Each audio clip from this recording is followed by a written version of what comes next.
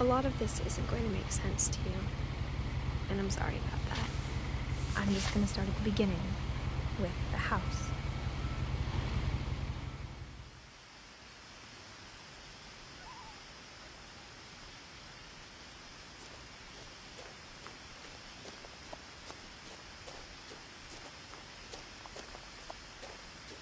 I lived here until I was 11, but I wasn't allowed inside half the rooms.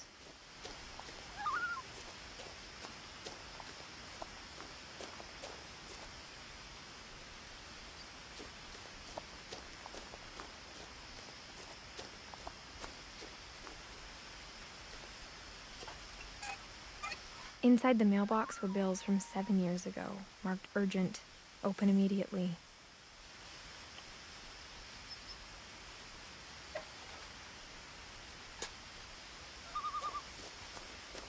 I hadn't been back since my brother Lewis's funeral.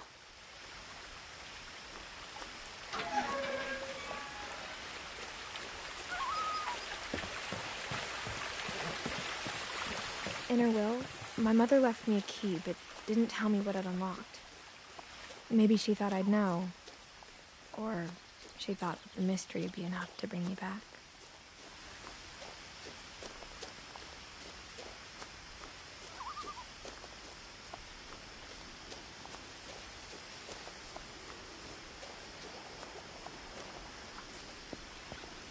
The truth is, even after I inherited the house, I never thought I'd come back to it. But now I had questions about my family that only the house knew the answers to.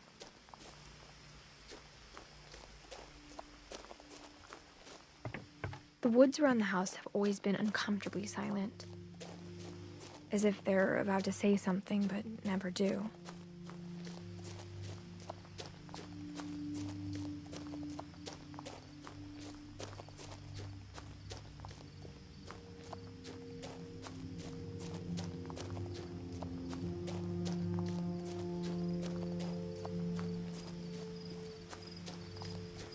The house was exactly like I remembered it, the way I'd been dreaming about it.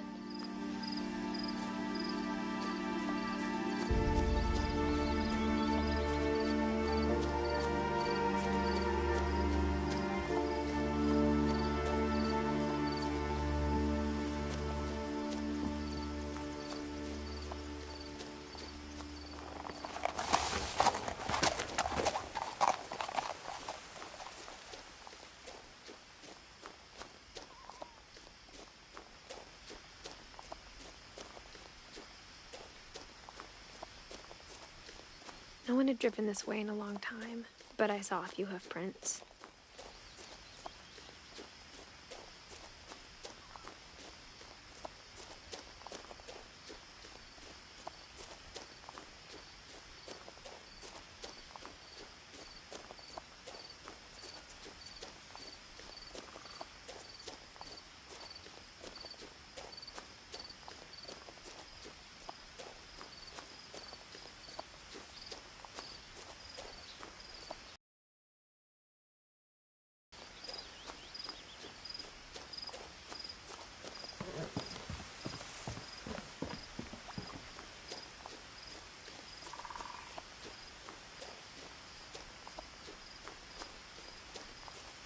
As a child, the house made me uncomfortable in a way I couldn't put into words.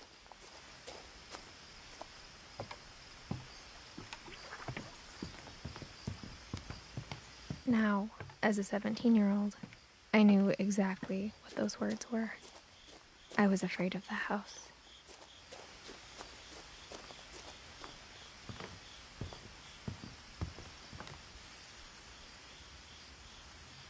I hoped the key might unlock the front door. It didn't.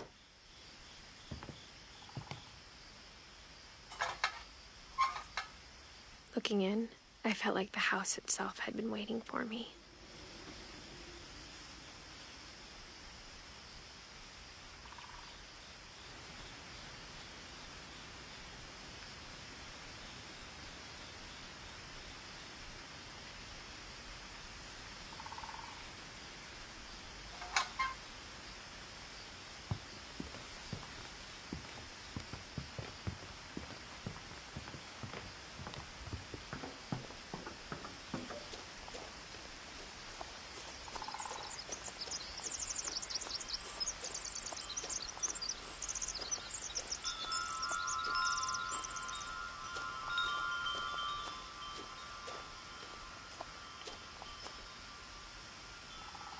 house felt like it had always been here.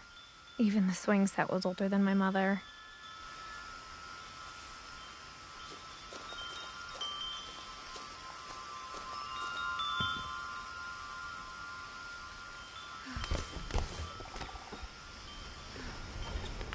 Crawling through the doggy door used to be a lot easier when I was 11.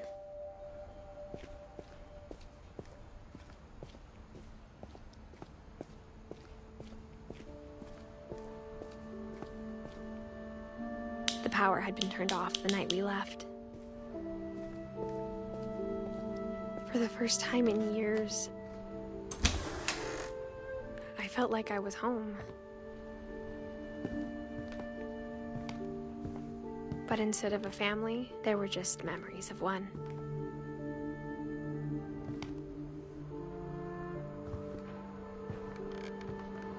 Like how only one restaurant would deliver to our house, so we had Chinese a lot.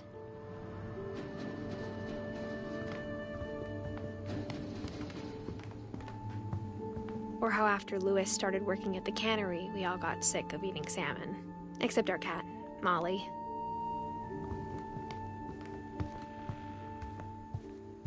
The table was still a wreck from the night we left. It was like a bomb had gone off, killing everyone but sparing the furniture.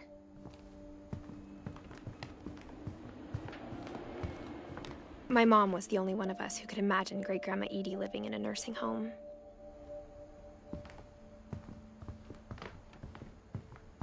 Nothing in the house looked abnormal. There was just too much of it, like a smile with too many teeth.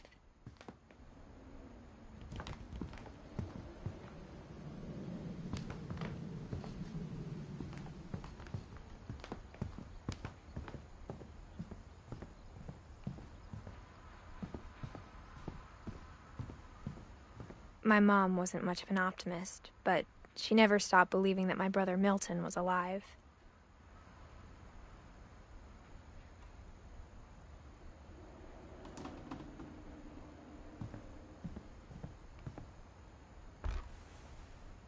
Edie told me once that every Finch who ever lived is buried somewhere in the library.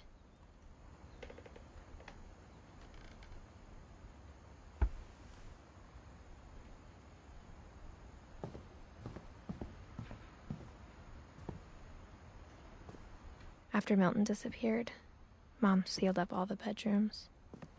Then Edie retaliated and drilled peepholes.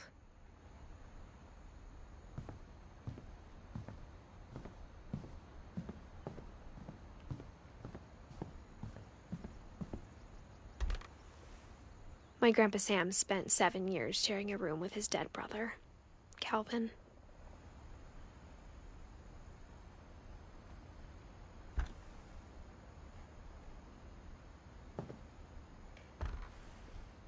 As a kid, I just assumed every house had peepholes and sealed rooms you weren't allowed inside of.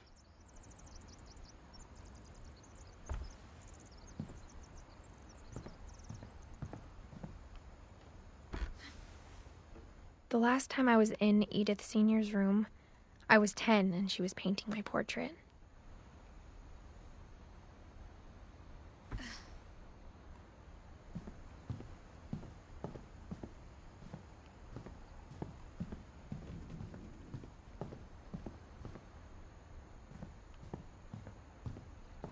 Whenever people ask me about my family, the first thing they always want to know about is Barbara.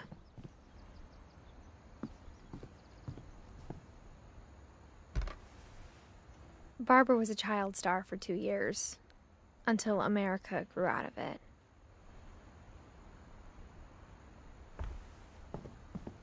Edie's father, Odin, built the original house.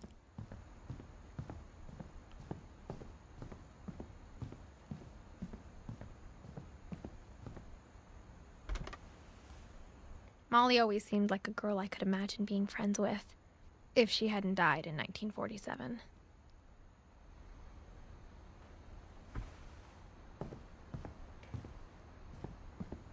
I spent a lot of time playing in Great Uncle Walter's room. I think my mom sometimes regretted not sealing it up.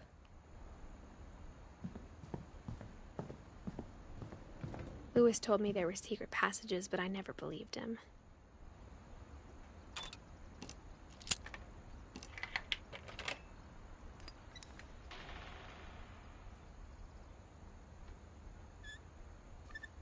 Turns out, my mom was really good at keeping secrets.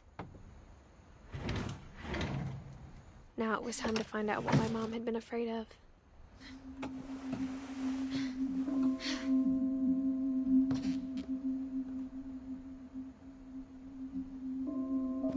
From the paintings on the wall, it was clear my brother Milton had been here before me.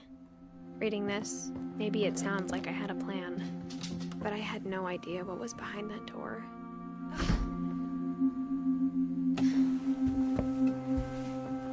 Just like I had no idea where all this was gonna lead.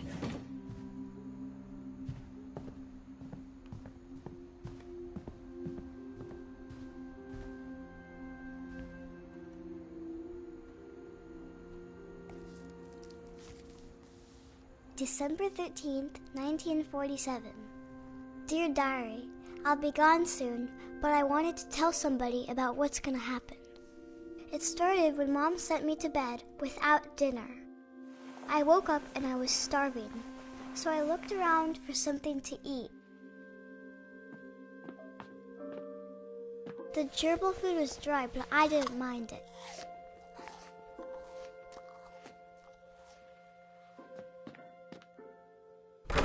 Mom, can I come out now?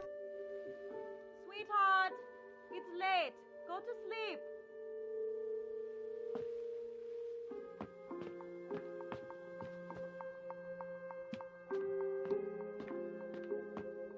My Halloween candy was all gone.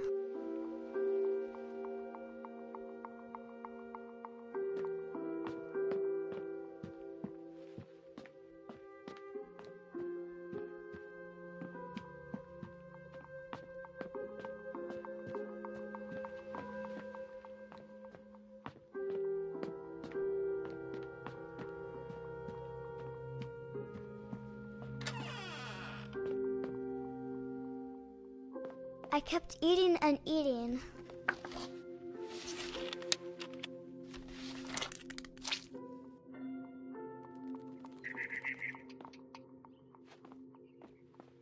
I ate a lot of things that night.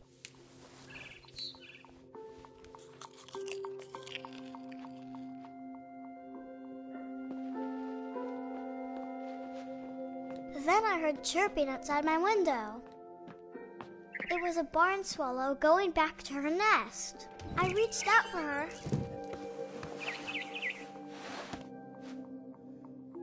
And suddenly, I was a cat.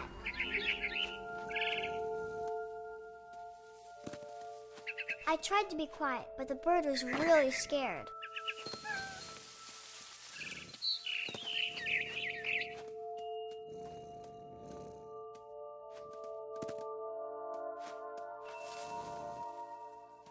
Mom and Dad didn't even look at me.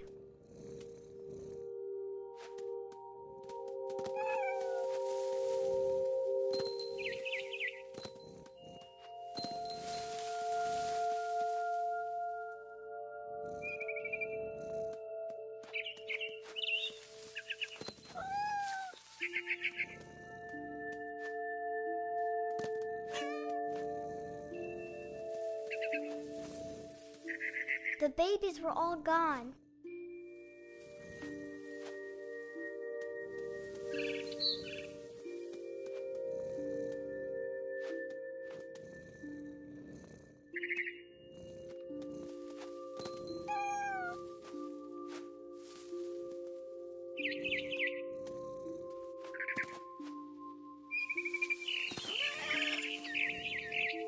I jumped and I almost got her.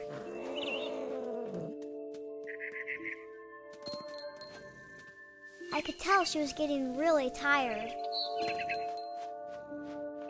Now I was up in the big tree. I promised Dad I wouldn't climb it anymore. All I cared about was eating that mama bird.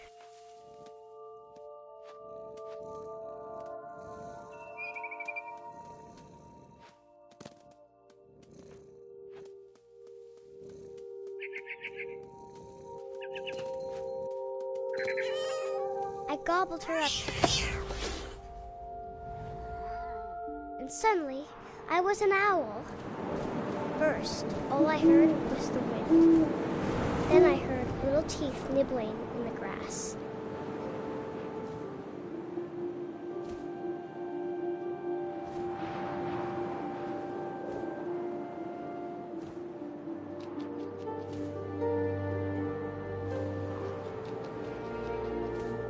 Rabbits.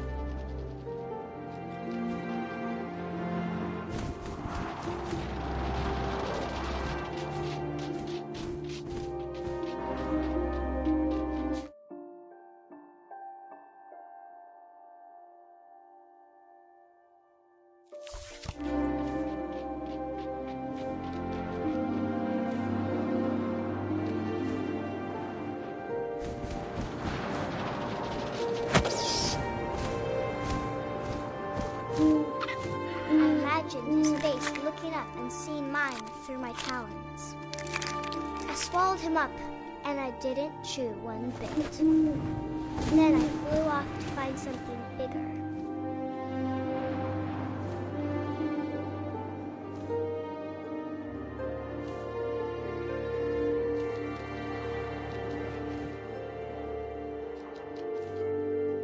A mama rabbit.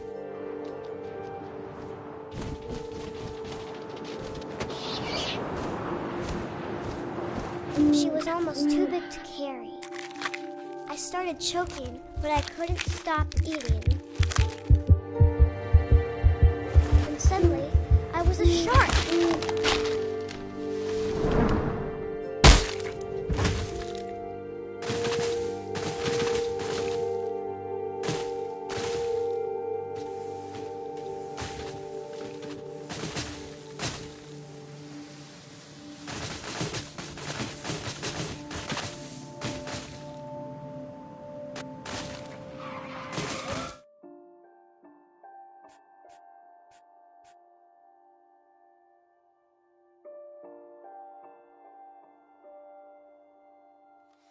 I rolled off a cliff and into the ocean. Now, I was hungrier than ever.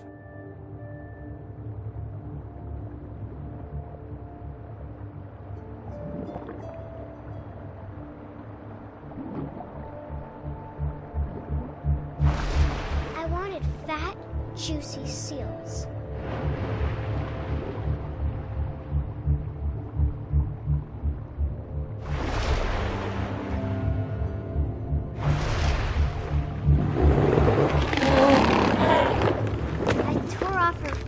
And it tasted really good.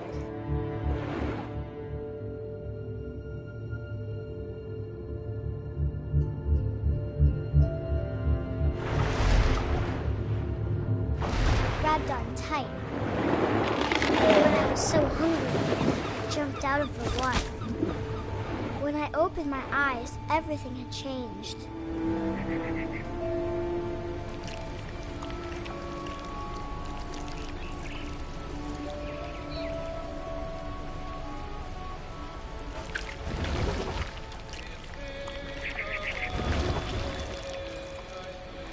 Now I was a monster, and I smelled people everywhere.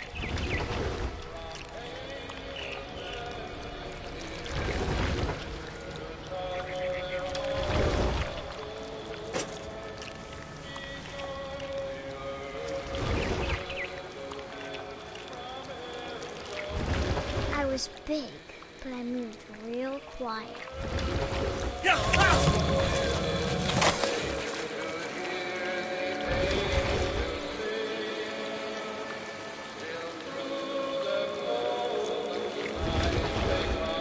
I wanted to stop, but also I didn't.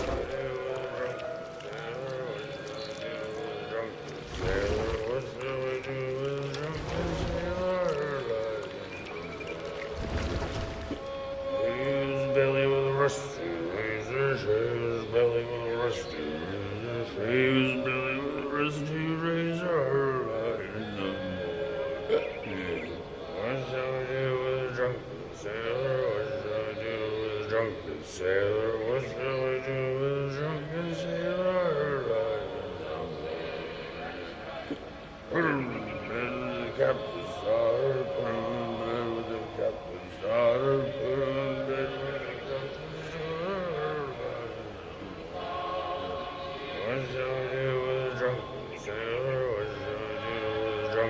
sailor? What shall we do with a drunken sailor? Struck with a longboat till he's sober, struck with a longboat till he's sober, struck with a longboat till he's sober.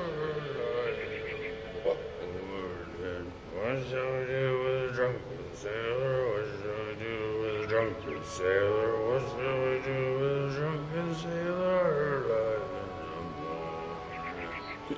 Put him in the scuppers with a hose pipe on him. Put him in the scuppers with a hose pipe on him. Put him in the scuppers with a hose pipe on him.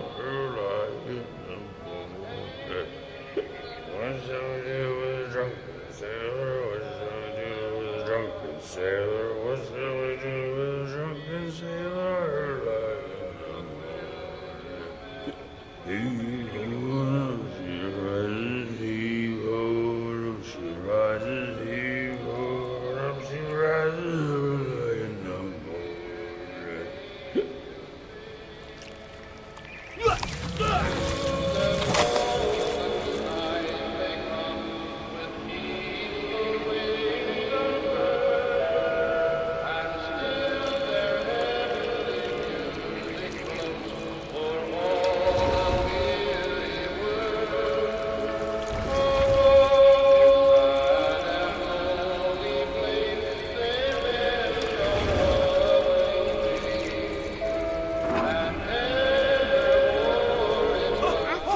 Passenger, I was still hungry, and across the water I smelled something new, something I had to have, so I swam towards it.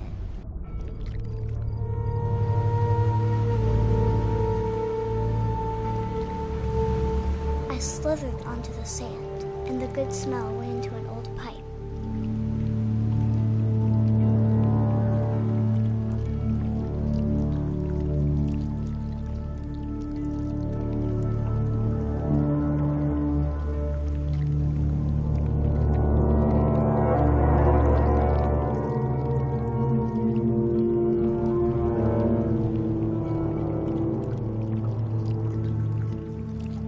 I got closer and closer.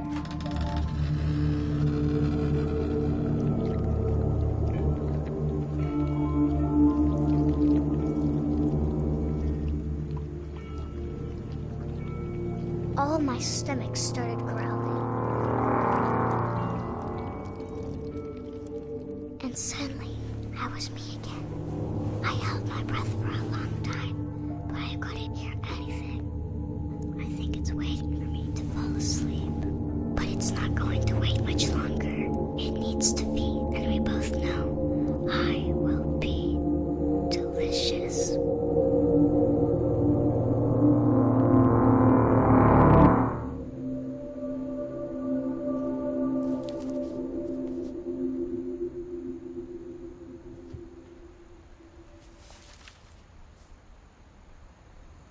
I'm not sure if I believed all of that, but I'm sure Edie would have.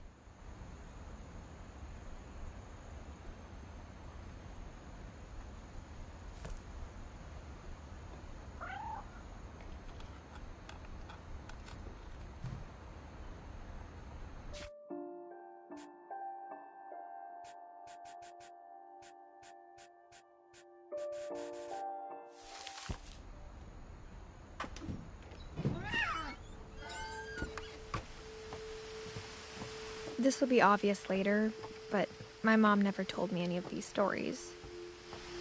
Edie would have, but Mom didn't like bringing up the past. Though, when we adopted a stray kitten, she was the one who named it Molly. I spent a lot of time in Great-Grandma Edie's room. Her room was like a museum. For 500 years, the Finches have been famous throughout Norway for their fortune and misfortune.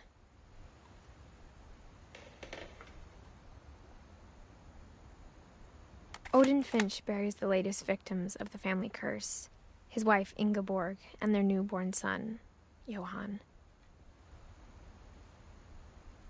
On January 7th, 1937, he set sail with his family and his house, hoping to leave the curse behind.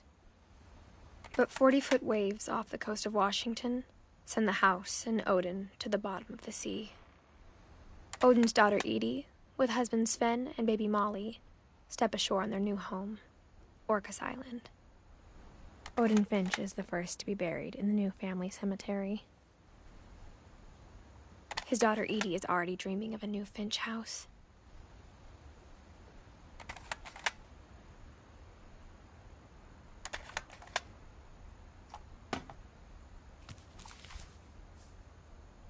Whatever's wrong with this family, it goes back a long ways.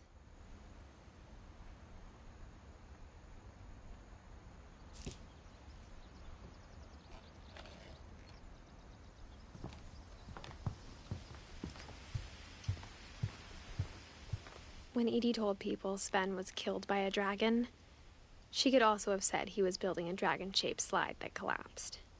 She could have, but she didn't.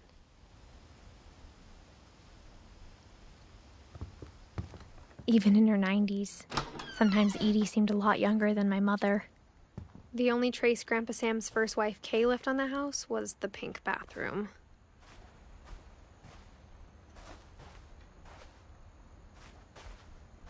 It was a pretty big trace.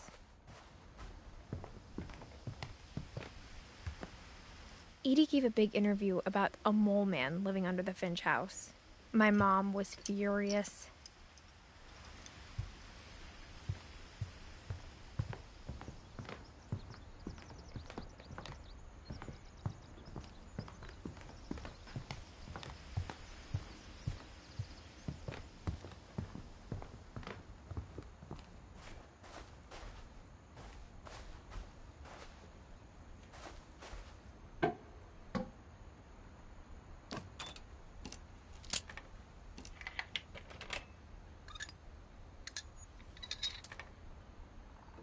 There's a secret in this bathroom.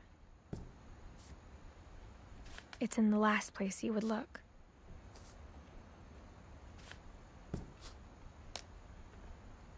It isn't in the cupboard.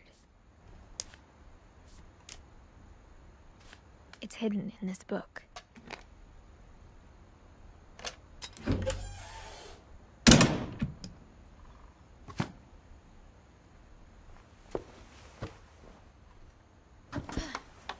Sven gave Sam an old camera he'd refurbished. He never put it down.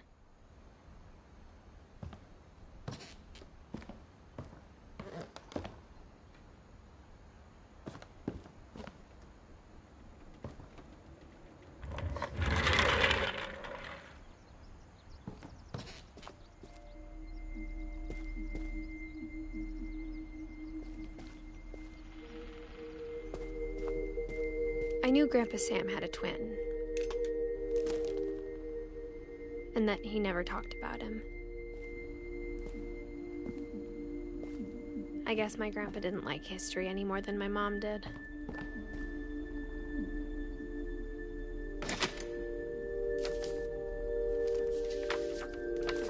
How I Want to Remember My Brother by Sam Finch. The thing I remember is that when he made up his mind, that was it.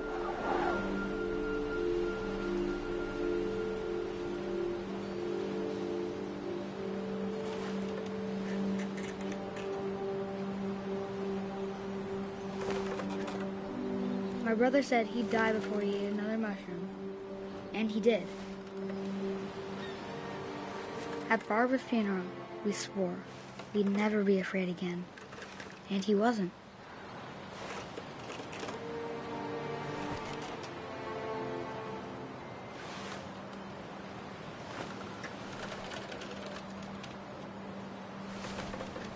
I think Calvin always wanted to fly. Sam! Calvin! Dinner's ready! Coming! But that day, he finally made up his mind to do it. I told him going around was impossible. Maybe if I hadn't said that,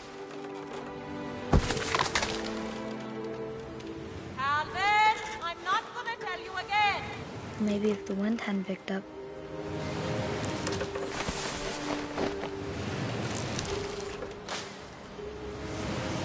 then maybe he'd still be here. But I doubt it.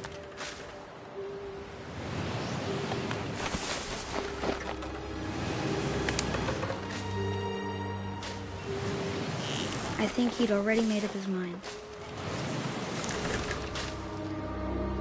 That's what I want to remember about my brother.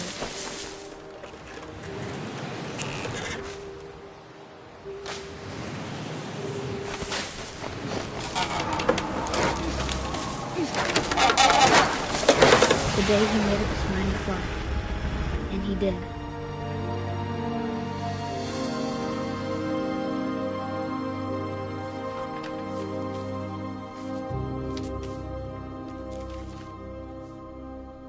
Calvin's story felt strangely familiar. When I was younger, I remember trying to do the exact same thing.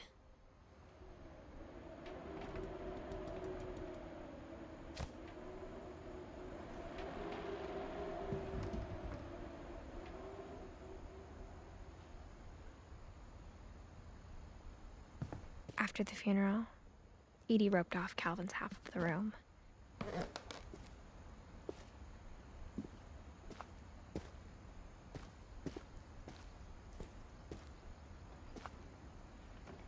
Mom said Grandpa Sam enlisted at 18 and never set foot in the room again.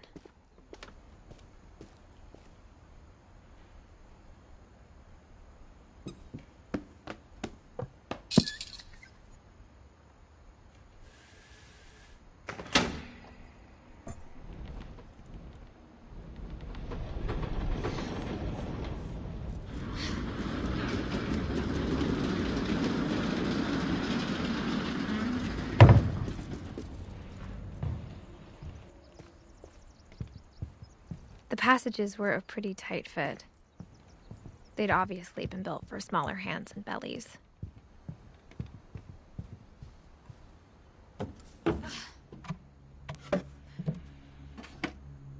Growing up, I always thought of Barbara as a child star.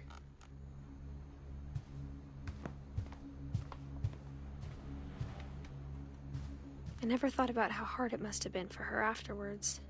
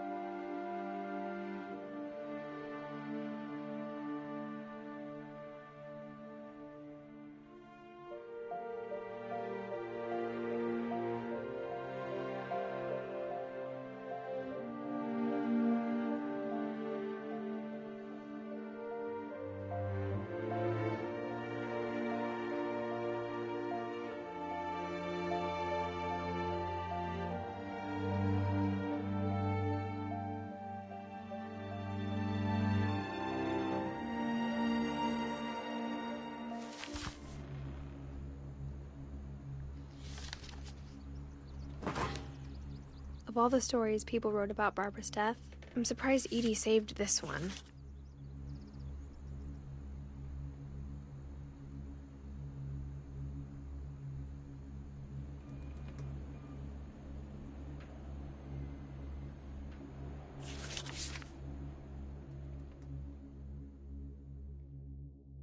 Old Jack here with another ghastly tale inspired by America's most unfortunate family. I'm calling it The Surprise Ending of Barbara Finch. As a child star, Barbara was famous for her scream. Now at 16, she was all washed up. A has-been. But in a lucky break, she'd been asked to perform her signature scream at a local convention for monster movie fans. It was just the boost her career needed. Unfortunately, her scream hadn't aged well. Getting better. I think you just need the right motivation. Her biggest fan and current boyfriend, Rick, was about to demonstrate when... Now that was a great scream. It was Barbara's father, Sven. He'd slipped into a table saw and had to be rushed to the emergency room. So Barbara got stuck babysitting her youngest brother, Walter. Her convention comeback was cancelled. Okay, I'm hearing frustration, but I'm not hearing terror. What if I tried... A gang of hoodlums in Halloween masks have been terrorizing Orcas Island tonight. Police are urging residents to... That came from the basement. You're right! Also, I loved your delivery on that. Why is your basement door locked? Because my dad likes making puzzles and secret passages. There's a key hidden in the music box. The secret is to keep winding and winding until finally the key pops out. Thanks, babe. I'll be back in a sec. 20 minutes later, Rick hadn't returned. So Barbara went to look for him, right on cue. She reached for the music box. And as she wound the key, she listened for Rick, but the house was silent.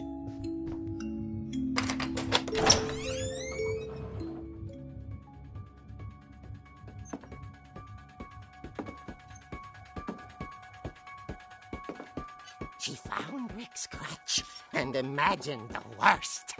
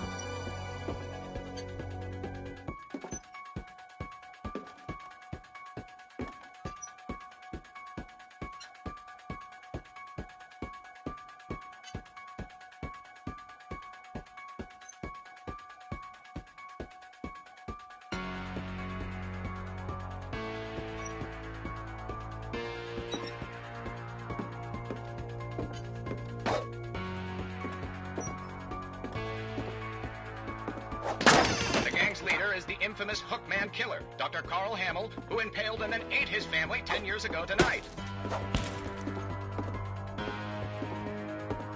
The old fridge rattled and grew still. Oh dear!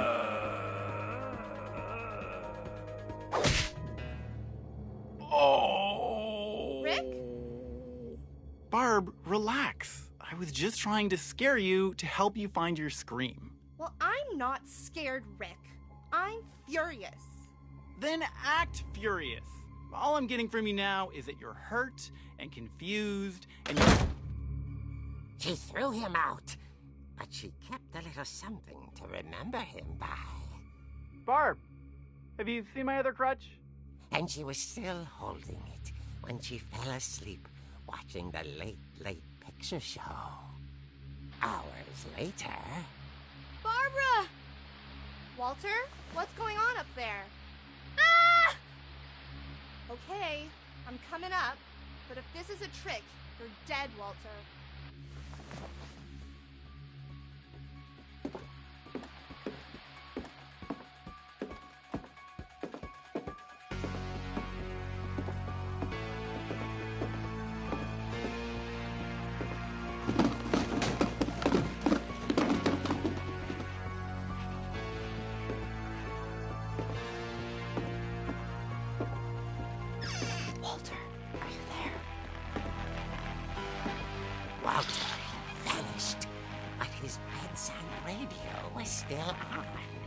Orcas Island police describe the man as 6 feet tall, with a steel hook for a hand. Residents are urged to lock all doors and windows and notify the police of any suspicious activity. Barbara turned, saw the hook man, and was speechless. He was quite smashing.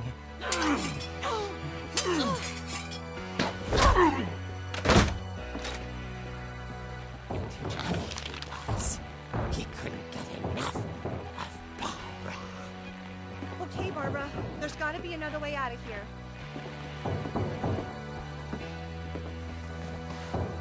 That night, she played her part beautifully.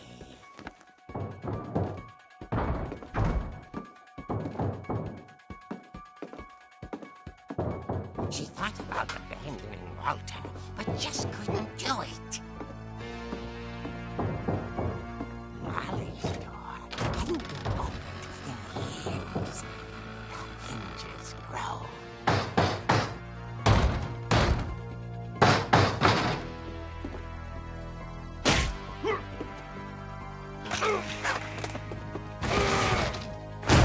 He wasn't moving, but she sensed the story might not be over yet.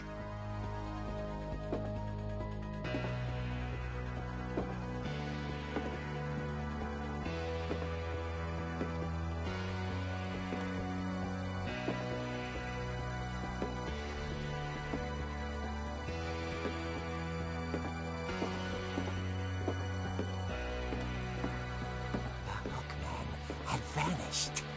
She listened for his breathing, but all she heard was...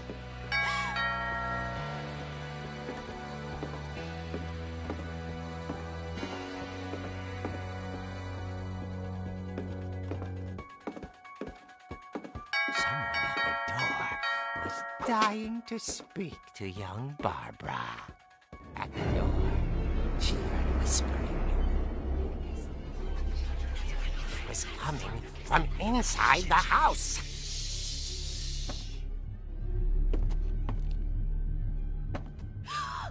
Oh dear.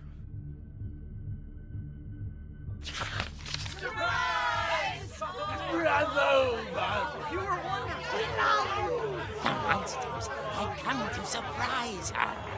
For Barbara, it was a dream come true. Then she saw what kind of monsters they were, and she realized what was about to happen. She was going to be famous. And with her final breath, Barbara Finch gave the performance of her life.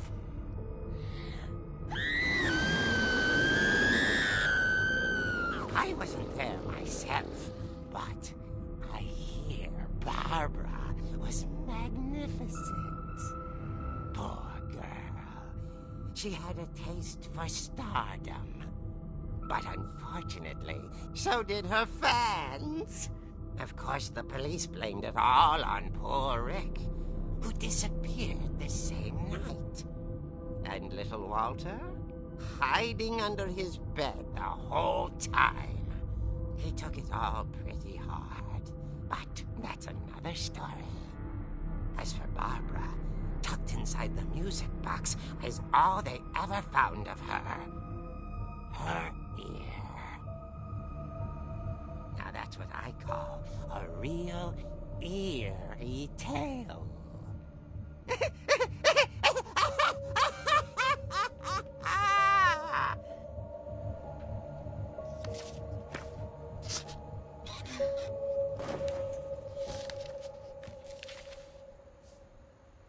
Edie told me all Barbara wanted was to be remembered, as absurd as that comic was. Maybe what Edie saw was a happy ending.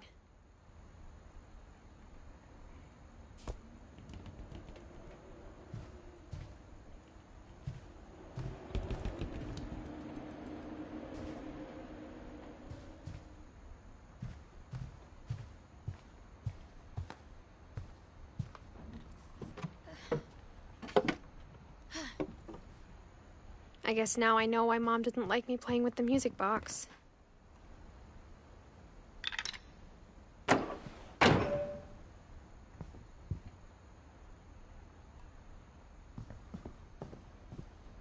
Mom must have locked the third floor stairs on the night we left.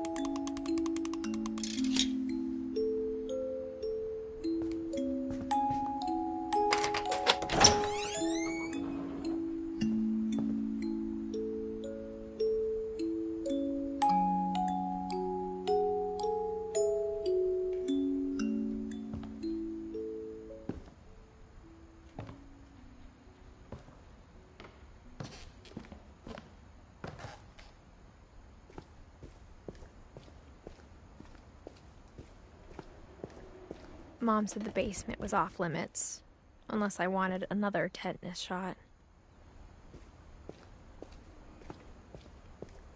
I saw Edie sneak down to the basement once, carrying packages. I thought maybe she was hiding presents. It turned out she was hiding a lot more than that.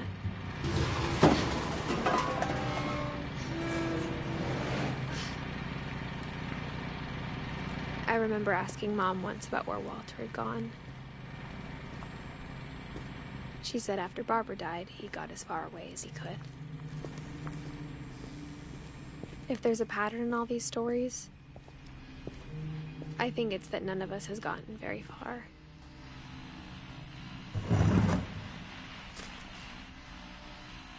Goodbye, everyone. I can't believe I've been down here for 30 years. On that first day, after the shaking started, I didn't think I'd survive a week.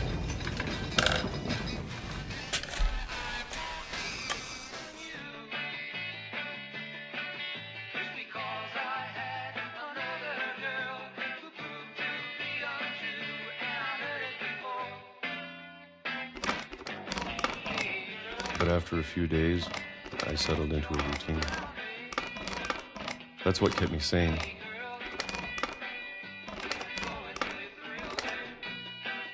Having a schedule, living for today. I always expected to be dead tomorrow. But if you wait long enough, you get used to anything.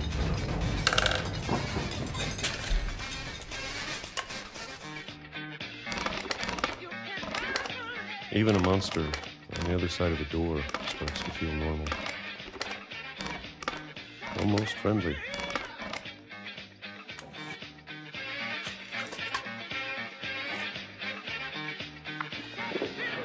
And then one day, everything just stopped. Whatever that thing was, it was gone. Maybe it got tired of waiting. Or maybe I just got tired of being afraid.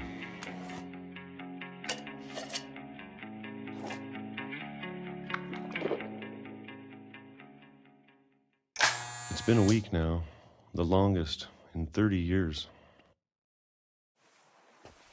I'm done waiting. I have to leave while I still can.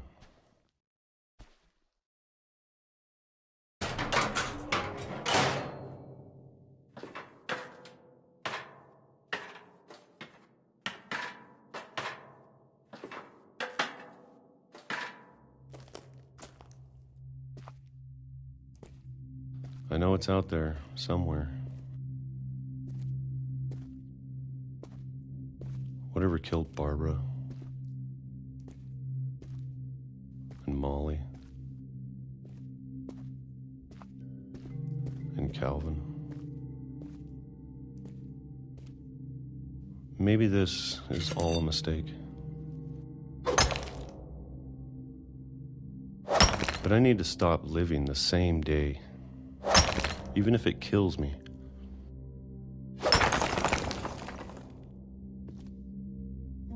Whatever's out there, I want you to know I'm ready for it. I'm going to appreciate all of it, especially the food.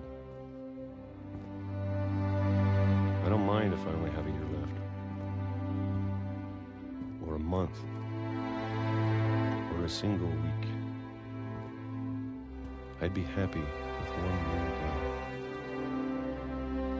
I can already imagine the sun on my face.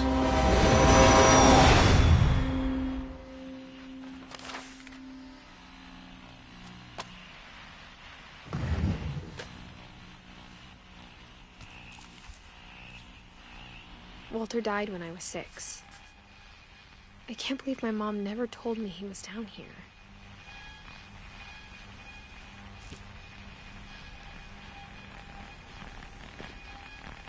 I'm sure my mom was trying to protect me.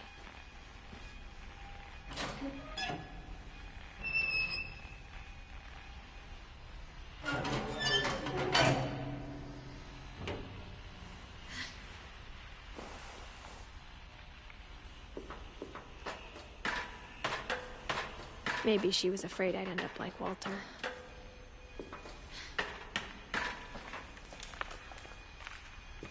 But if she never told me about an uncle under the house, I can only imagine what else she was hiding. I don't want to make the same mistakes she made. Trying to bury something that's still alive.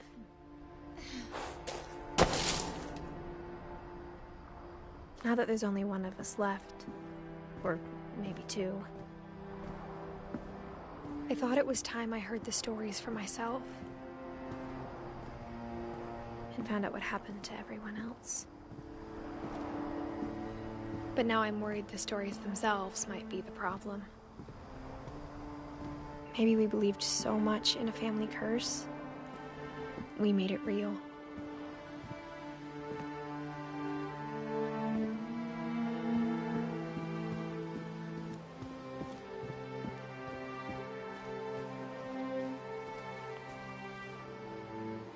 I don't know if I should even be writing this.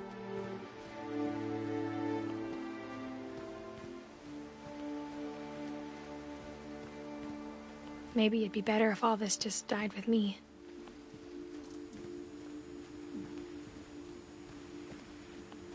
But I thought you should know about your family.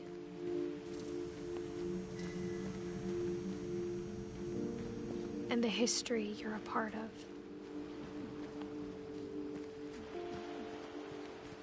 Though to be honest, I feel as lost as you probably do right now.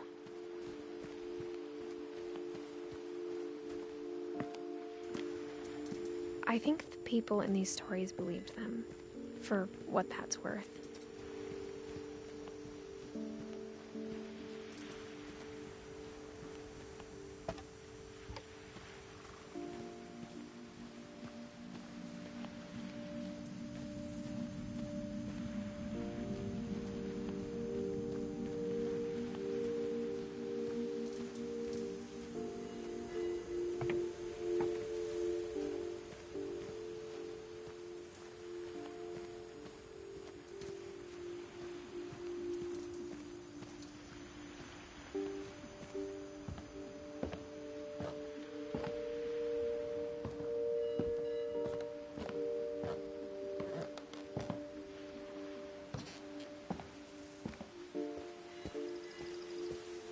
And when you look at the house, that history of imagination and stubbornness and madness, any of it seems possible.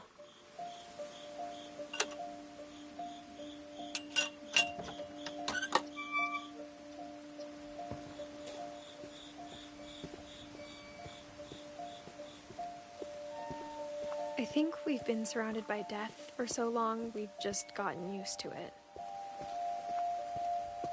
What kind of family finishes building a cemetery before starting the house?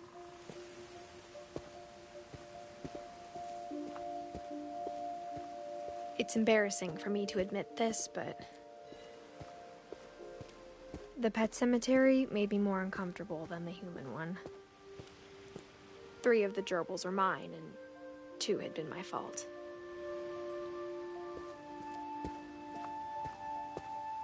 Sven built the house, but it was Edie who designed the cemetery.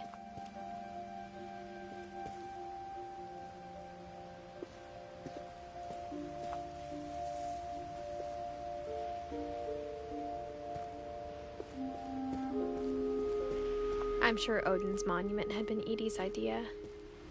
My mom was always trying to move on, but for Edie, the past never went away.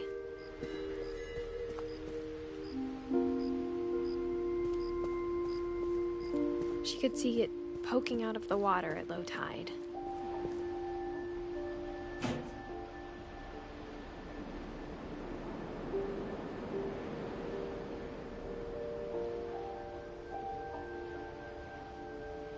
Edie said she dreamed about the old house every night.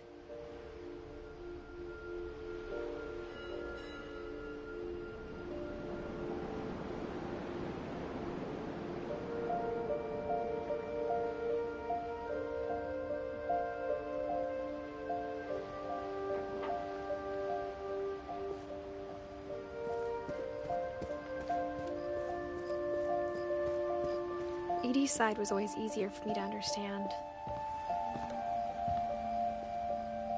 But the older I get, the more I can see where my mom was coming from. Her dad had been pretty strict, but it wasn't enough to save her brothers. She was just trying to do better. She lost 2 of her brothers, just like I did. I get why she tried so hard to protect us. There's so many things I wish I could ask my mom now. Part of me thinks this is what she wanted all along. For me to come back someday and find everything out for myself.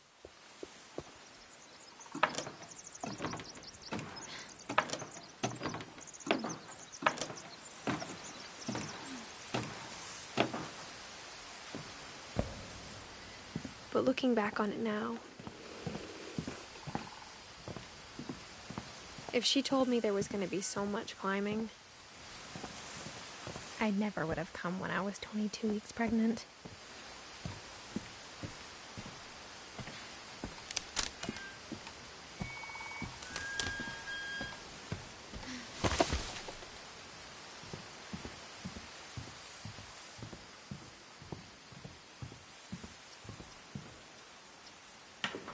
I never met Grandpa Sam, but I think he and my mom had a lot in common.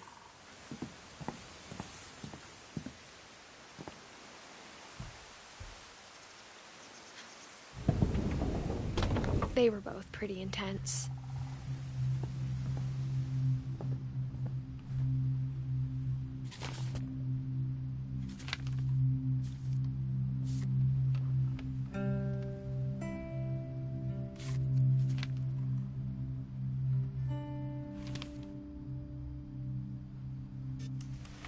Dawn, I promise, you'll never forget this weekend. Yes, sir. These memories are gonna last a lifetime. Hmm? Perfect. Am I gonna have to shoot anything? It's gonna rain the whole weekend, isn't it?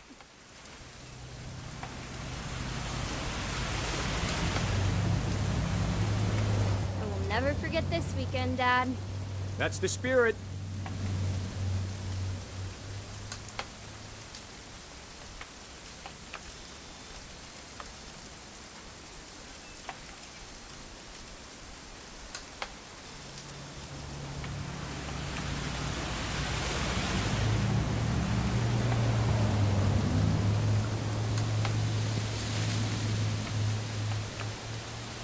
Please just take the damn picture. Hey, language. Smile, Dawn. Okay, got it. I'm gonna take some pictures, okay? Just be careful. That camera's older than you are.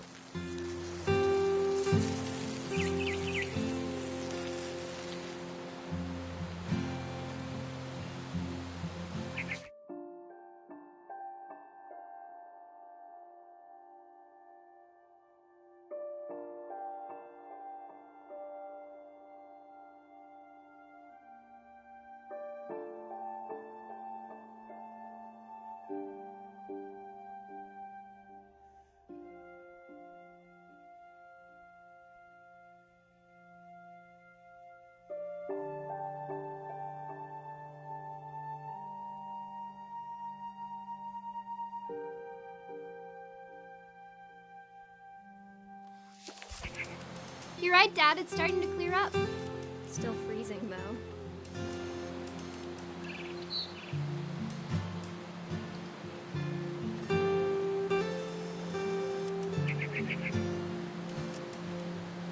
Definitely should not have drunk all that coffee. Hold still while I take a picture of you. Hey! That's a keeper. I'm just saying, I'm not always gonna be here, Dawn. You'll need to remember this stuff, if you want to survive. I'll be fine, Dad. You know who else thought he was gonna be fine? Some guy who died. Dawn, I'm being serious. I know, Dad. You're always serious. Doesn't being out here make you want to chill out? Well, to tell you the truth, I haven't been out here in 20 years. Dawn, don't you think you could find something more interesting to photograph? Last time I was with my brother Calvin. Man, that was a great trip. Your grandpa Sven taught us how to... Dad! Good eyes, Dawn.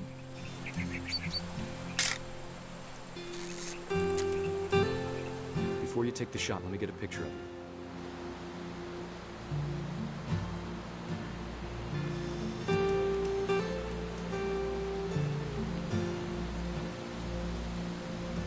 Dad, I... Just breathe. Turn. Let me get behind you. Do I have to do this? Dawn, you don't have to do anything. But if you want to survive, you'll need to be strong.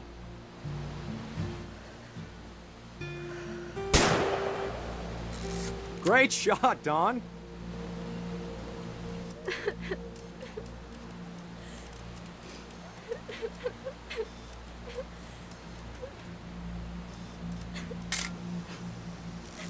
I'm proud of you, Dawn. Always remember that, okay?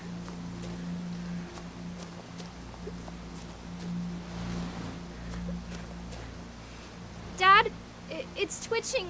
I think That's it's totally normal, Dawn. Just focus on the camera. Try not to think about... Dad!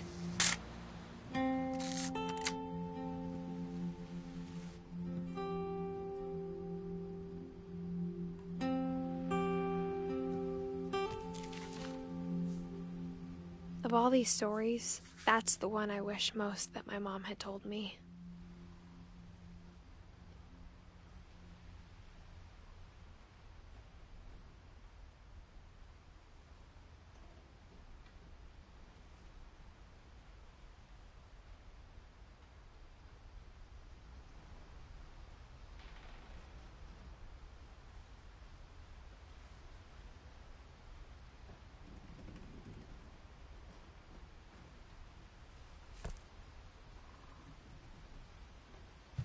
Sam spent his life shooting photos, but Mom said he got nervous being in front of the camera. I guess we're all afraid of something.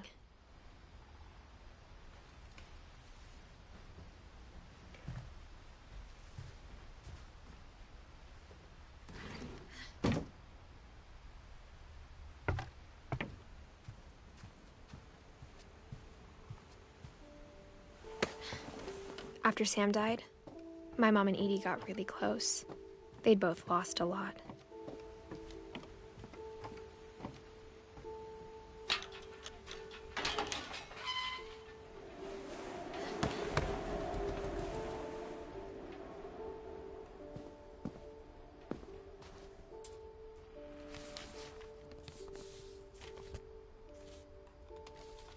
Dear Kay, do you remember the way Gregory used to laugh when he thought he was alone?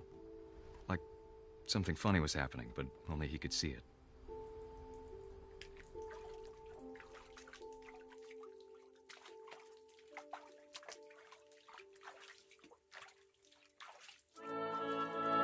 I think he saw things the rest of us don't.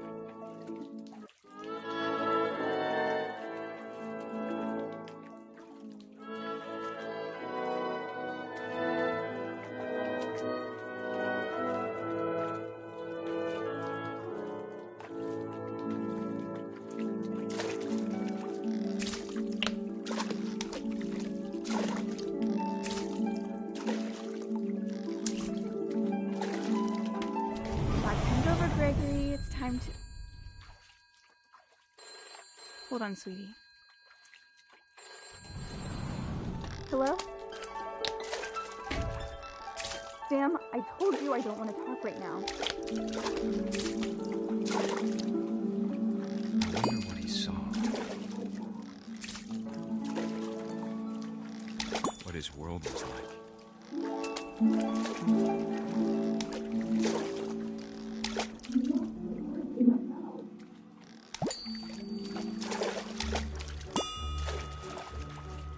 He reminded me so much of Callie. Lost in his imagination.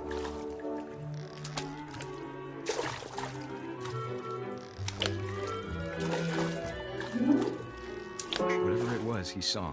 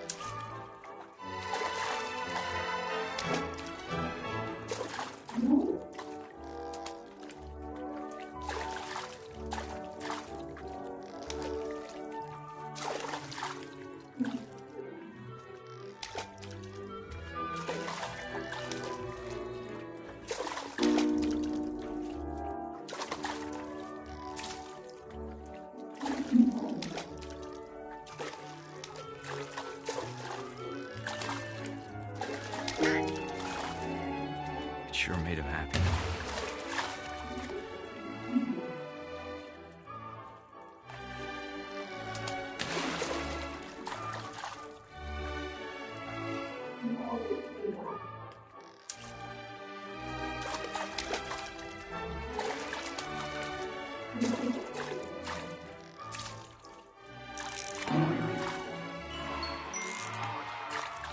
silly it sounds.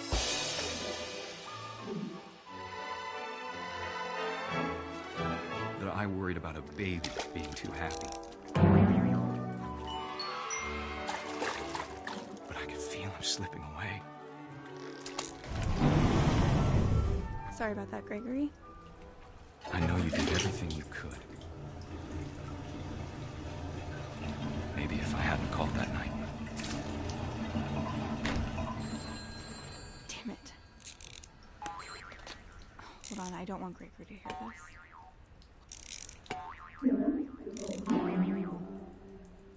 I wish he could have told us about the world he saw.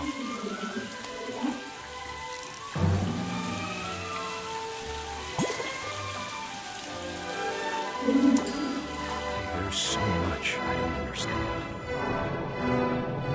about Gregory, about everything.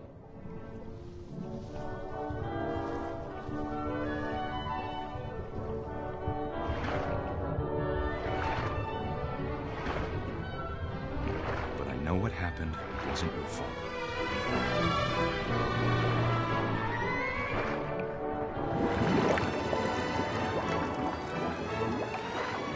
I'm sure he's happy. And he'd want you to be happy too. Good luck, Kay. Love, Sam.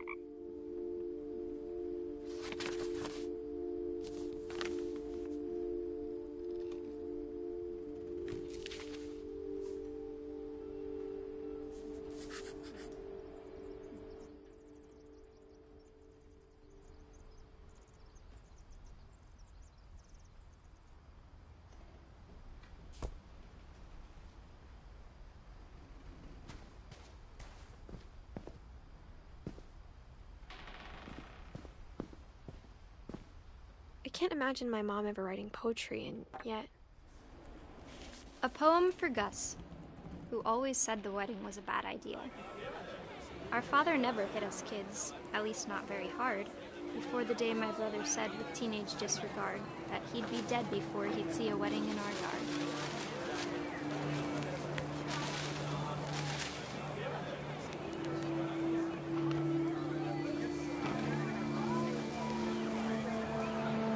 My father made him come, of course, but Gus stood far apart, just flew his kite and bottled up the storm inside his heart.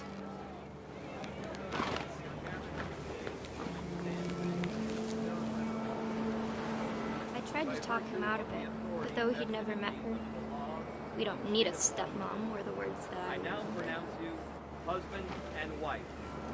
Make him cry.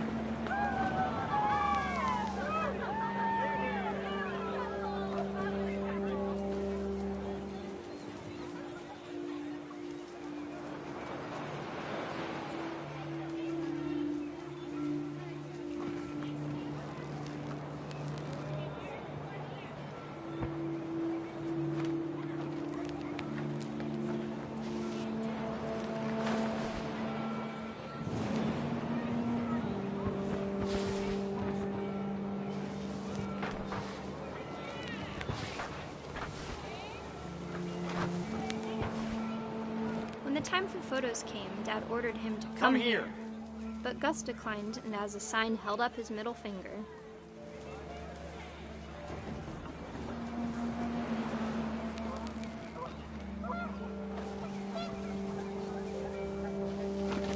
The wind picked up, and panicked geese appeared and quickly went. But all the humans did that day was go inside the tent.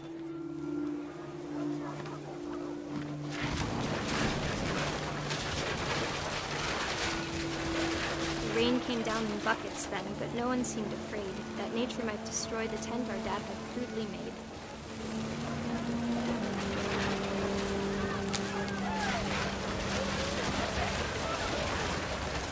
The thunder sounded much too close and full of angry power. But all my father said to this was, "Make the music louder."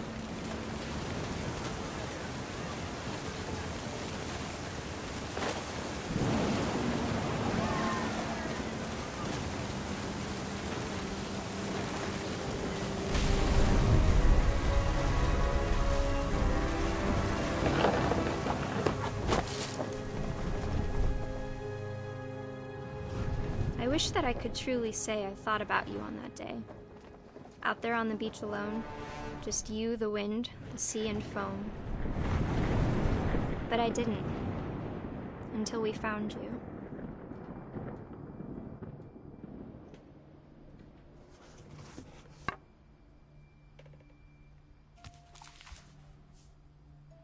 She never talked about him, but Mom told me once if I was a boy, they were going to name me Gus.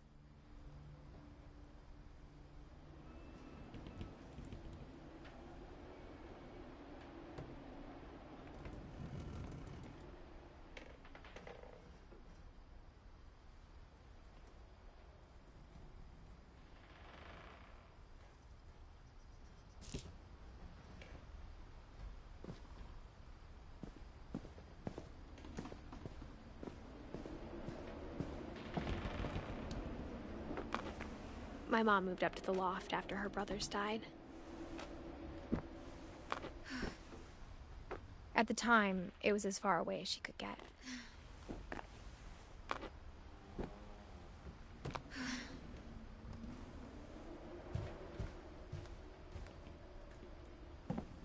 She spent a summer building houses in Calcutta, where she met my dad, Sanjay.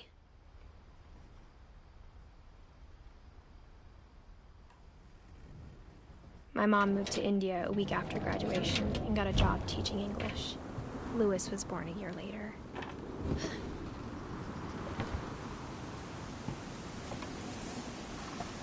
When my dad died, I don't think Mom knew where else to go.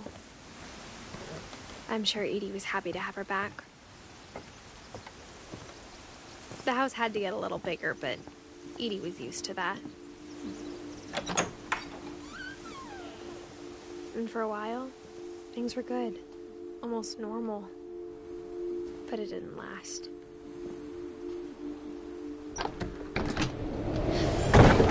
The beginning of the end was Milton's 10th birthday, when Edie gave him a castle.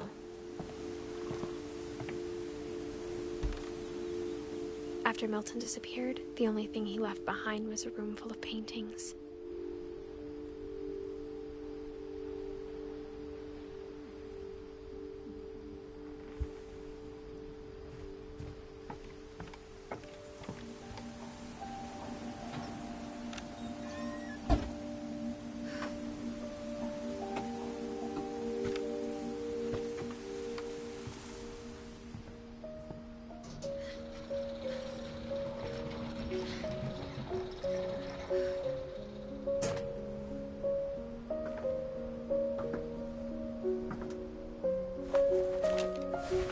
Milton Finch in The Magic Paintbrush.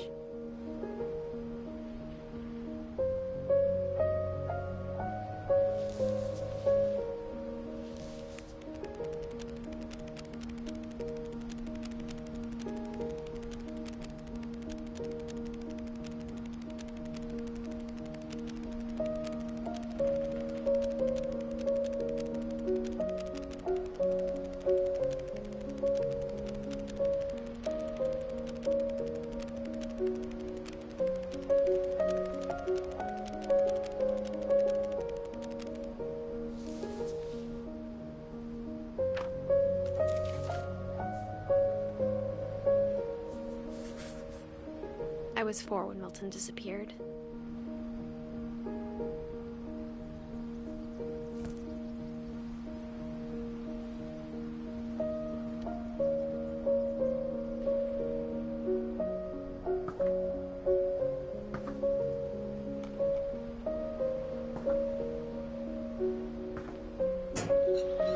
Mom spent months searching for my brother.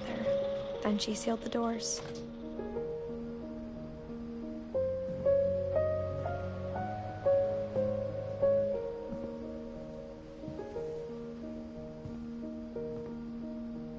Whatever Milton had found in the house, Mom didn't want it getting out.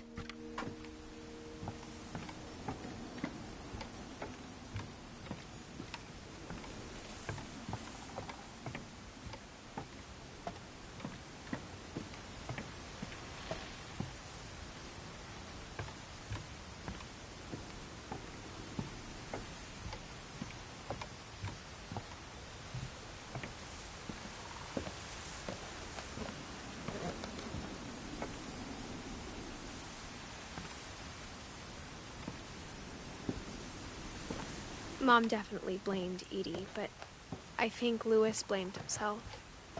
After he graduated, he just spent more and more time in his room. Until Mom got him a job at the cannery. Everyone always told me to stay out of Louis's room. Except Louis.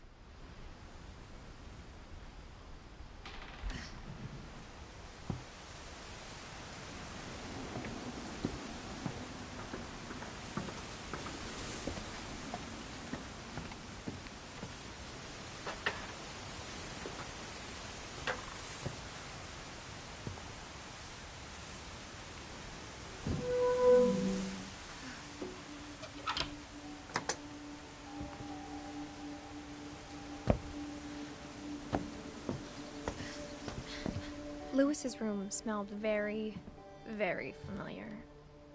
That part of him lived on.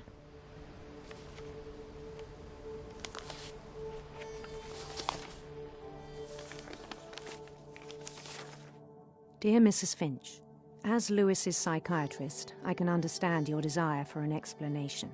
As I see it, the trouble began in January, shortly after we convinced your son to seek treatment for substance abuse. Newly sober, I believe Louis first noticed the monotony of his daily life.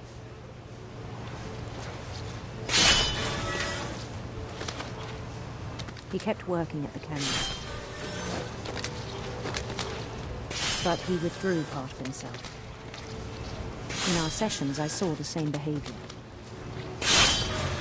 His mind began to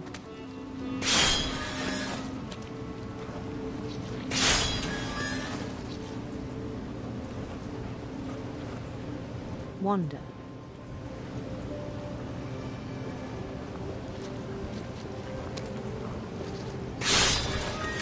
I asked him to describe it. He said he started small, imagining a labyrinth. He'd feel his way about. Then something moved. Bats. And toads. And things that have not names. He knew it was all in his head. But he took it very seriously. I had hoped he'd find himself.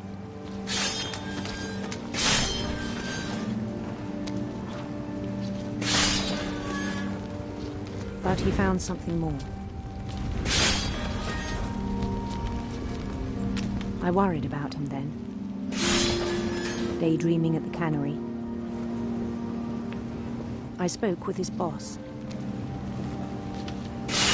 but he said Louis had become a model employee. Methodical, tireless, focused. Like a whole new Louis. So I let him go on.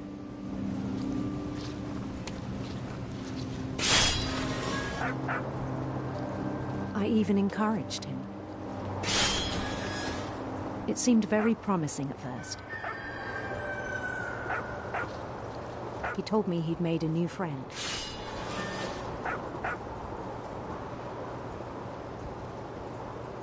On the edge of a city he named Louis Topia. He built the city up slowly, brick by brick. Then he made musicians.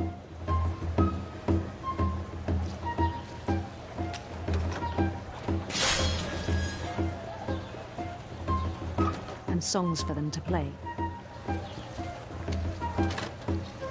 He talked about starting a band.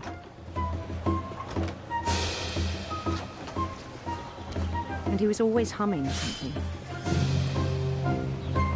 Every day his imagination grew stronger.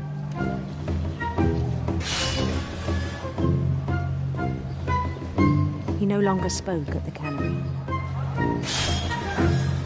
But his chopping was as reliable as ever. Then one day it struck him that all the cheering crowds, even the stones under his feet, were all in his imagination, so he could do whatever he wished.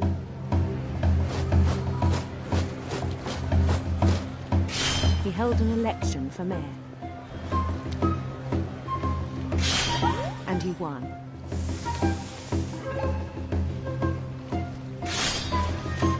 They begged him to stay, but his mind was already wandering. It became a game for him.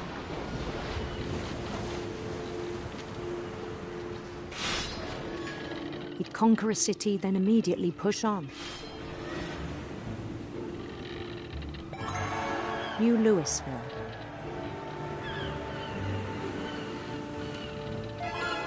St. Louis. He started drifting away from our reality.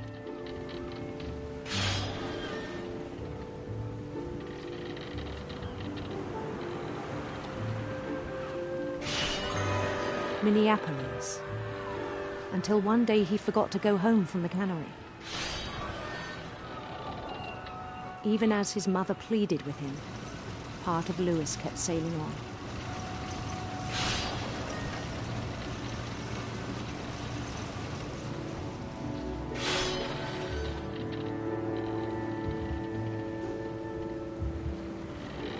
In Louisburg, he heard rumors of a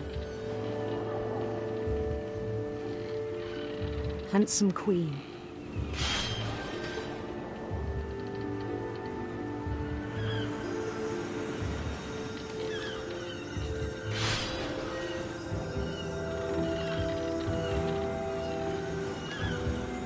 The queen was on her own quest for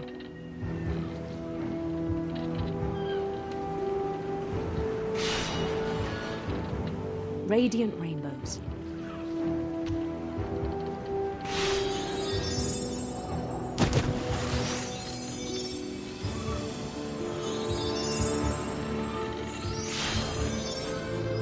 He followed the sound of her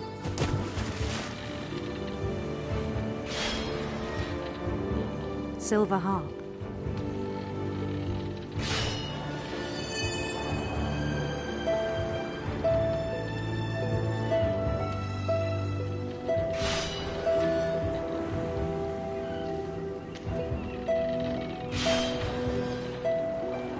His chase led him to a golden palace east of the sun and west of the moon. Even then, his logic remained sound.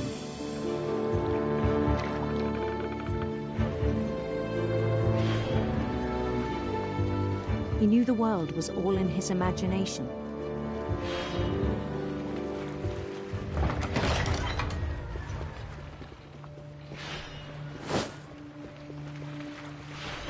But he was so proud of having created it.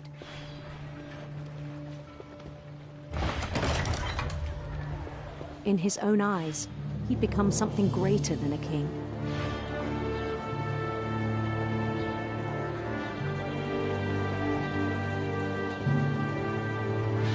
For someone who'd never known success in the real world, I think it was overwhelming.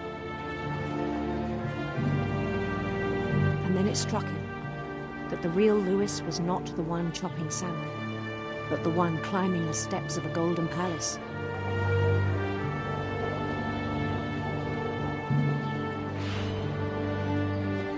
My imagination is as real as my body, he told me. It was hard to argue with him.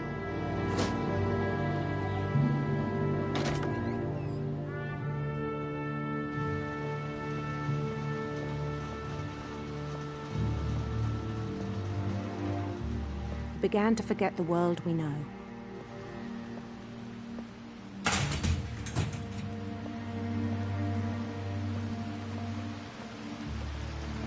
I think it pained him to remember Louis, the cannery worker.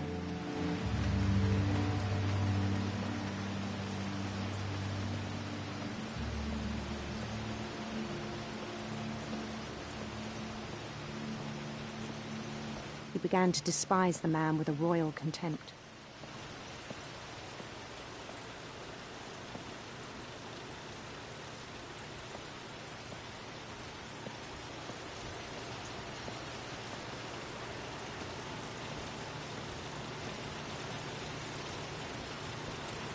I still thought I could save him.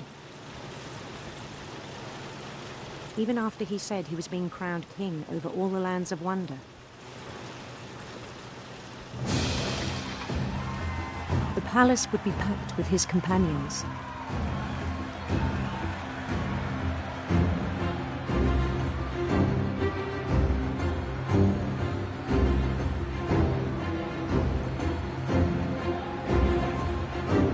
Including the wise Calico who'd insisted on inviting him.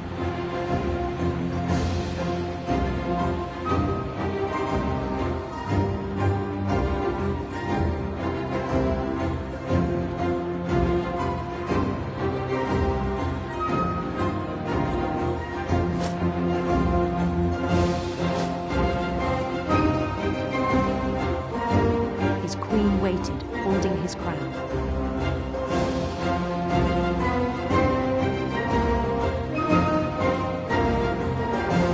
There was only one thing left to do.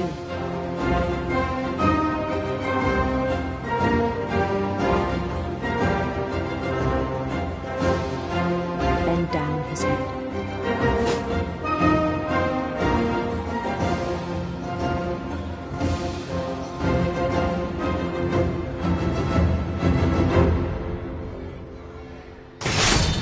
And the rest I think you know. Mrs. Finch, your son was a kind man who will be missed by all of us who knew him.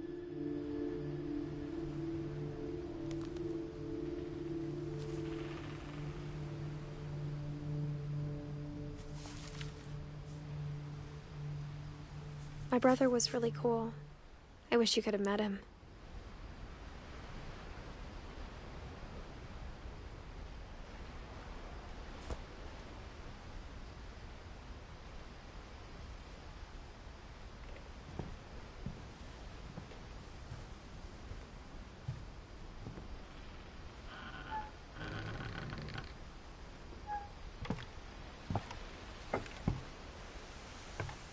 On the way back from Lewis's funeral, my mom told me to start packing. She waited until the day before we left to tell Edie. I'm not sure if she wanted to make it easier or harder.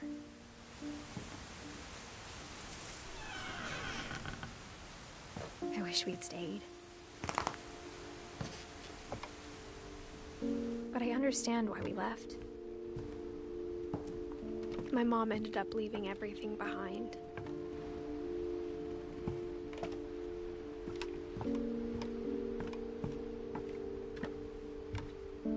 What happened that night had been coming for a long time. Maybe it should have come sooner.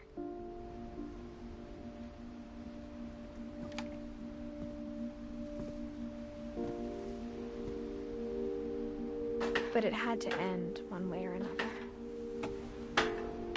All that's left now is to tell you about that last night.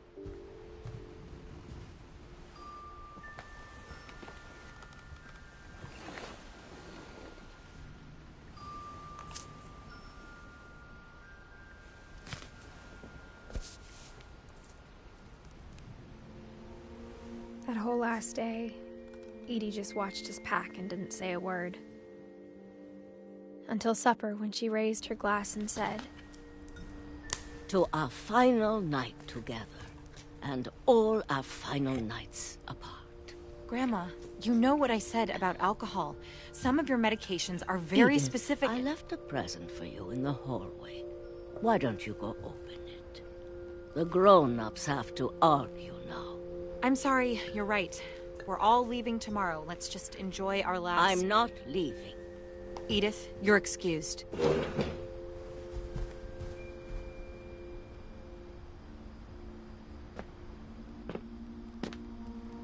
The power had been shut off that morning, but Edie always had plenty of candles.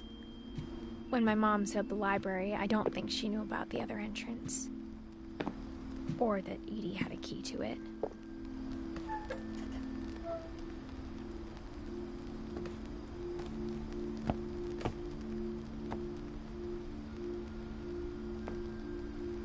That thing you're afraid of isn't going to end when you leave the house. Edith has a right to know these stories. My children are dead because of your stories. I think it's best if Edith and I leave tonight. We'll have the nursing home send a van for you in the morning, okay?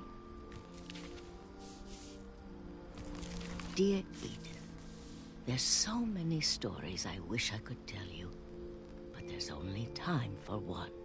This is about what happened on the night you were born. That night, the tide went way, way out.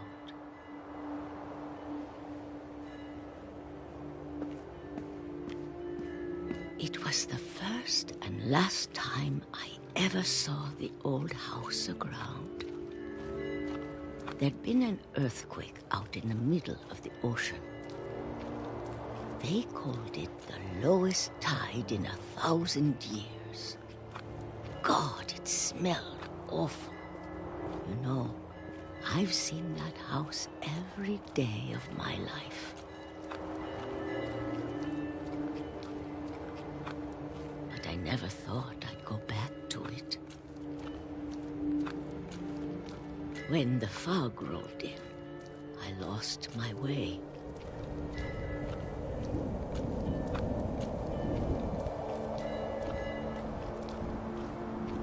I got turned around.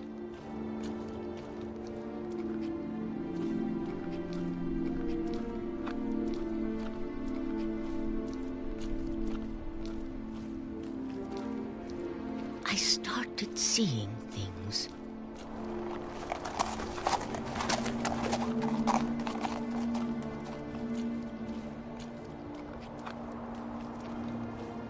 Things I'd forgotten had ever existed.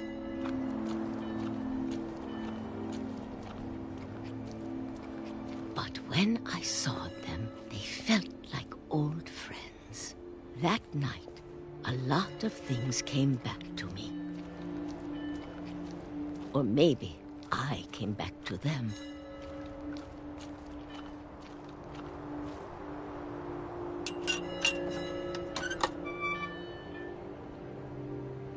Things I can't explain, but that I need you to try and... Edith, what are you doing in here? It's mine. Edith! Mom, you're gonna rip it! Let go! I kicked and screamed, but Mom dragged me to the car.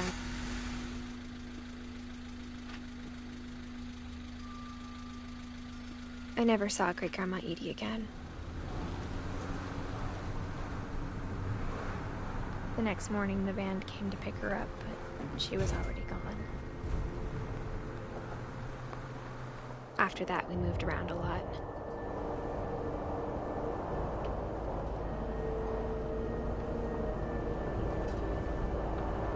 We both tried to make the best of it.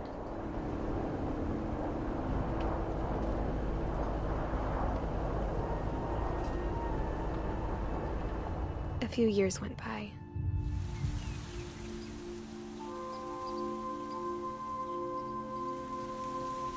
My mom didn't like to talk about it, but she started getting sick a lot.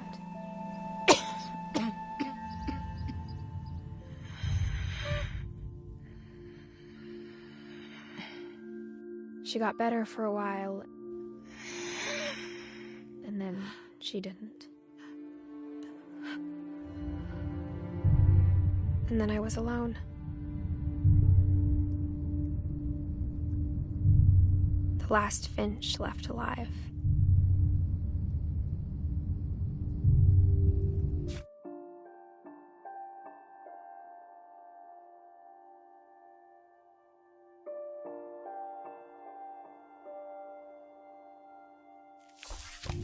Until I found out about you. I'm still not sure what to tell you about all this. If we lived forever, maybe we'd have time to understand things. But as it is, I think the best we can do is try to open our eyes. And appreciate how strange and brief all of this is.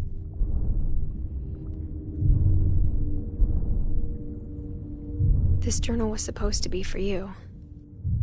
But now I hope you'll never see it. I just want to meet you. and tell you all these stories myself. But I guess if you're reading this now, things didn't work out that way.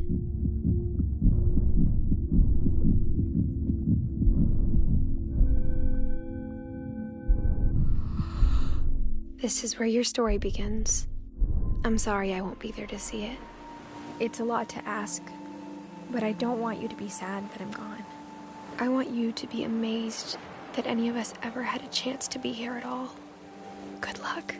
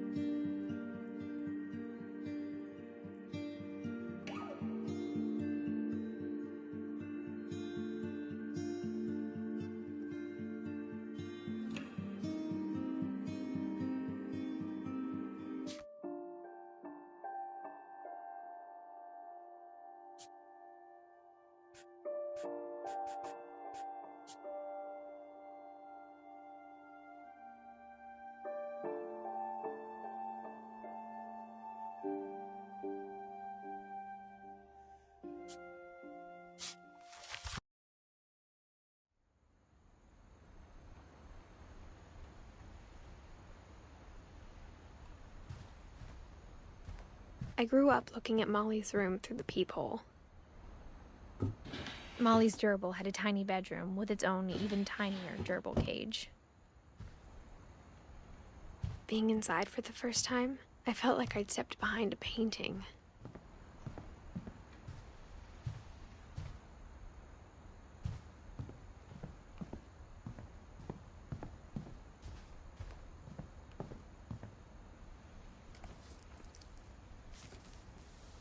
December 13th, 1947.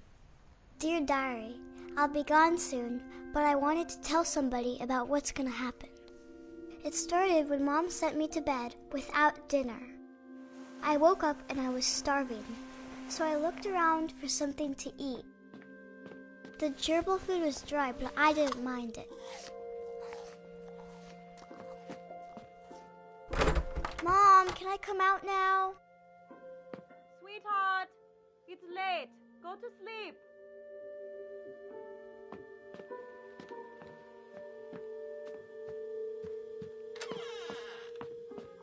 I kept eating and eating.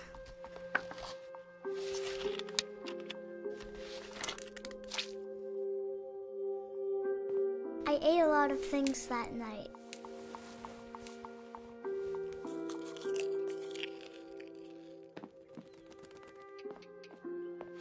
Then I heard chirping outside my window. It was a barn swallow going back to her nest. I reached out for her.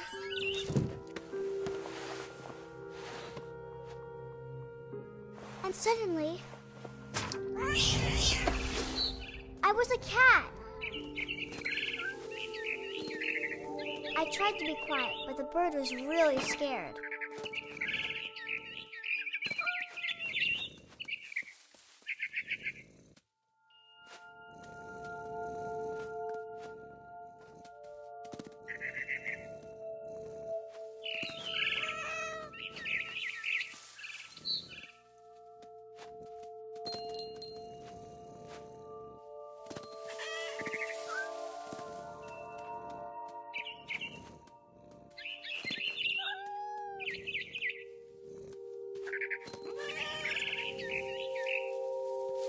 I jumped and I almost got her.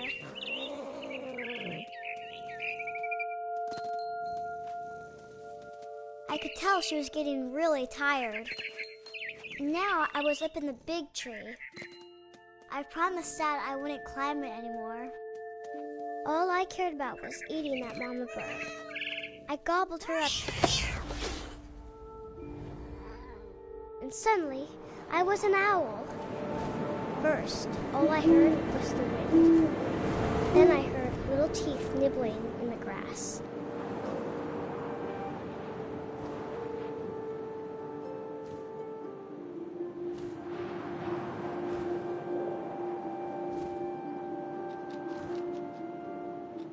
Rabbits.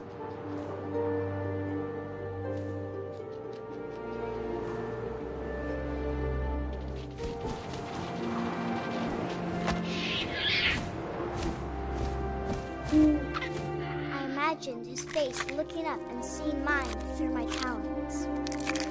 I swallowed him up, and I didn't chew one bit. Then I flew off to find something bigger.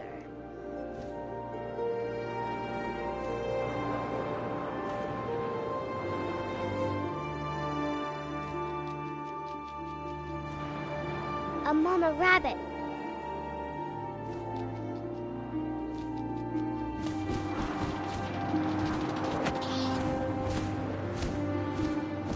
She was almost too big to carry. I started choking, but I couldn't stop.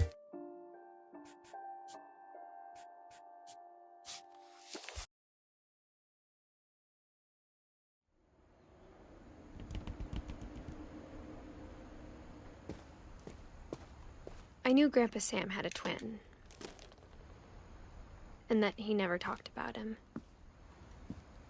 I guess my grandpa didn't like history any more than my mom did.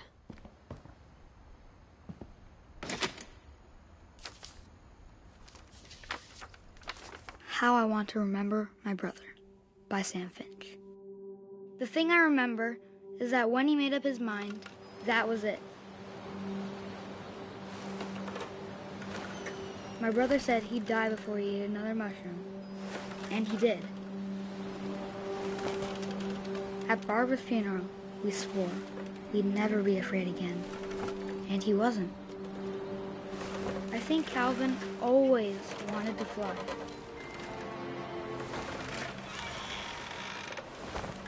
Sam! Calvin! Dinner's ready! Coming!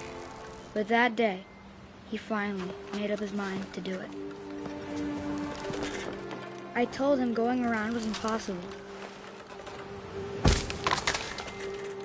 Maybe if I hadn't said that.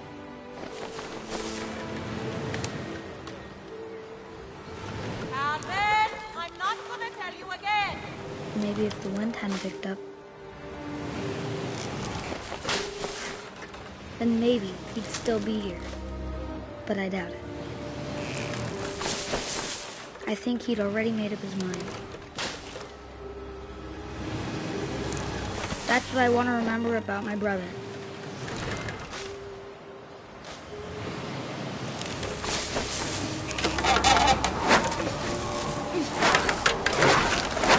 The day he made up his mind to fly. And he did.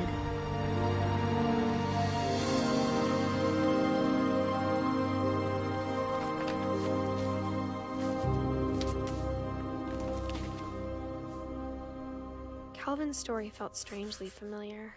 When I was younger, I remember trying to do the exact same thing.